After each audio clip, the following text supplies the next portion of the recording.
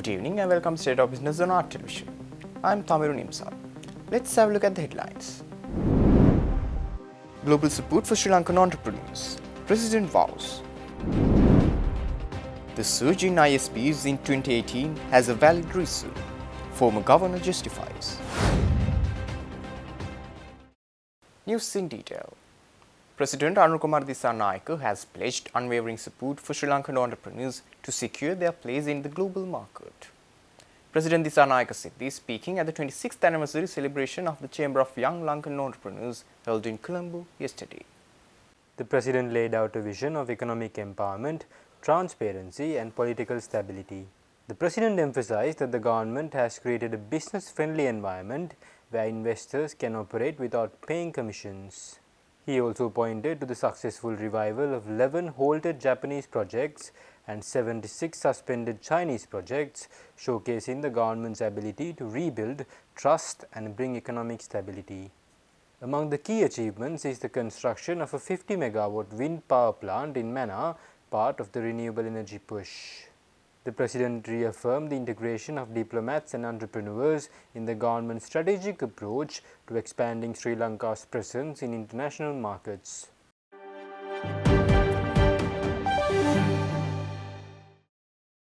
Former Central Bank Governor Dr. Indrajit Kumaraswamy defended the surge in international sovereign bond borrowings during his tenure, countering criticism that it fueled Sri Lanka's foreign exchange crisis. Speaking at an event marking the 75th anniversary of the central bank, Dr. Kumaraswamy emphasized that these borrowings were to ensure financial stability and avoid an earlier financial collapse.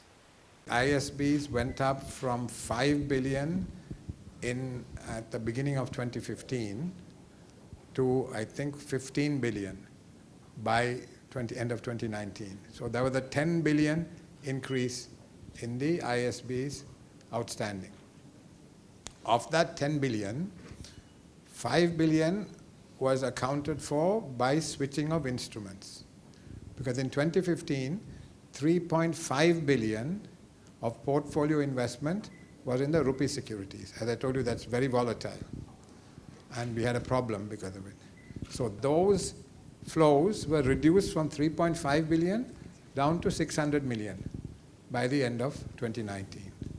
And the swaps, which were about 2.5 billion at the beginning of 2015, were reduced to 500 million. So 5 billion of the increase in ISBs was due to expenditure switching. Because one of the objectives was to increase the maturity and reduce the cost of our external borrowings. So by going from portfolio investment in rupee securities, at that time it was about 12%, the rupee securities, to ISBs which were around 6-7%, there was an improvement in cost.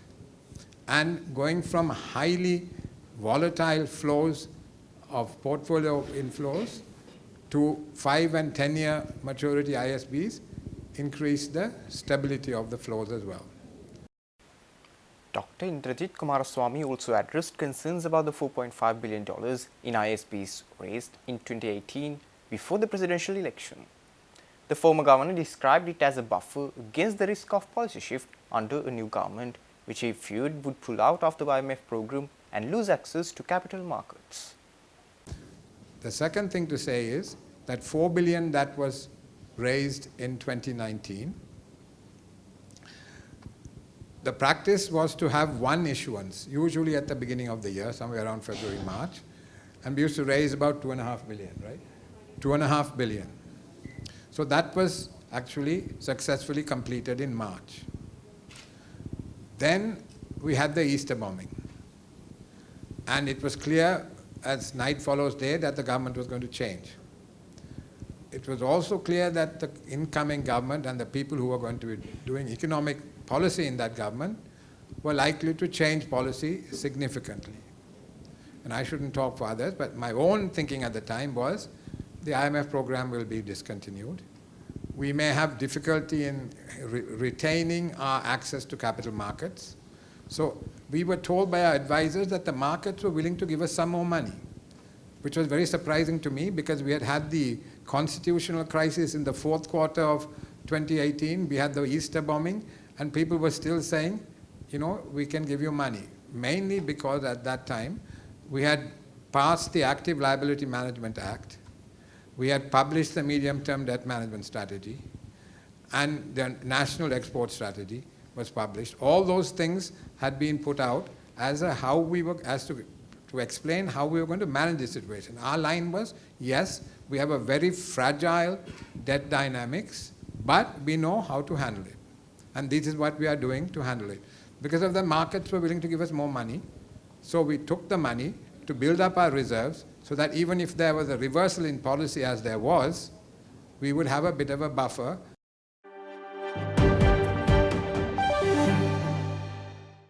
Stay tuned. We will return after the short commercial break.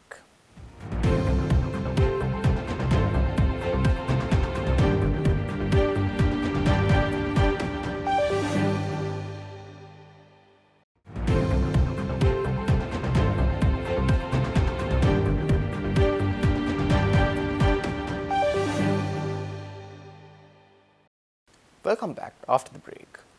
The Minister of Power, Kumar Jayakodi, has clarified that the proposed wind power project with the Adani Group has not been cancelled, though hurdles remain.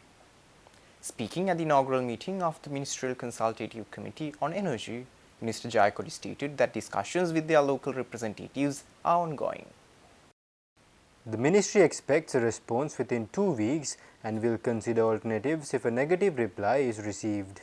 The minister also addressed staffing shortages in the Ceylon Electricity Board, emphasizing that cabinet approval has been secured to recruit new engineers in 3 phases to fill vacancies caused by migration during the economic crisis. Discussions extended to power system stability and inadequate maintenance of street lights.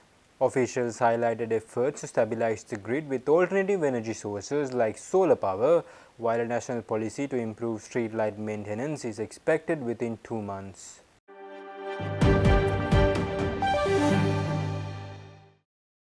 The Women's Chamber of Industry and Commerce celebrated its 40th anniversary in grand style by ringing the ceremonial bell at the Colombo Stock Exchange recently. Founded in 1985, WCIC has spent 4 decades empowering women in business, becoming a driving force for female entrepreneurs and professionals across Sri Lanka. Speaking at the event, Vindhya Jayasekara, CEO designate of the Colombo Stock Exchange, highlighted the significant impact of women-led businesses on job creation, innovation and sustainable economic growth. Gayani Dialvis, chairperson of WCIC, called this milestone a celebration of women's economic participation. She announced a series of commemorative events including mentorship programs, community outreach and a unique 40 under 40 women entrepreneur development program. With a membership comprising 67% women entrepreneurs and 33% business professionals, WCIC continues to lead initiatives that break barriers for female entrepreneurs.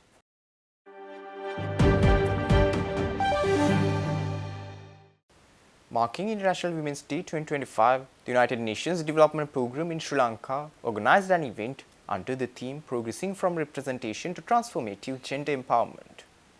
Over 200 stakeholders from justice sector came together to address systemic barriers and drive meaningful change toward gender equality. Secretary to the Ministry of Justice, Ayesha Jinasena, emphasized the need for reforms that go beyond symbolic representation, focusing on transforming laws, policies and societal norms to achieve genuine empowerment.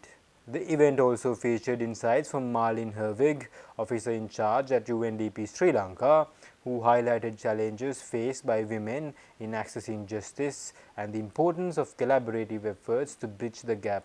A keynote address by Professor Dinesha Samararatna explored the gender equality paradox in the justice sector, while a panel discussion delved into systematic barriers and innovative solutions to foster gender-sensitive legal frameworks. Supreme Court Justice Kumudini Wickramasinghe called for a gender-responsive justice system that upholds equality and fairness, stating that such a transformation can drive broader societal change.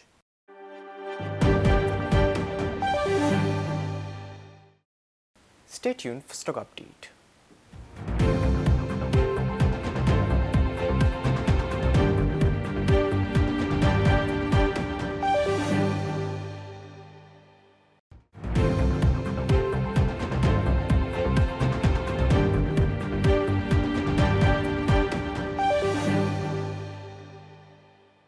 trading at Colombo Stock Exchange and on negative notes today. The All Share Price Index dropped by 290.21 points to close at 15,710.57, and the S&P SL20 dropped by 94.28 points to close at 4,680.82. The turnover was over 2.4 billion rupees and over 81 million shares were traded. Up next are forex rates.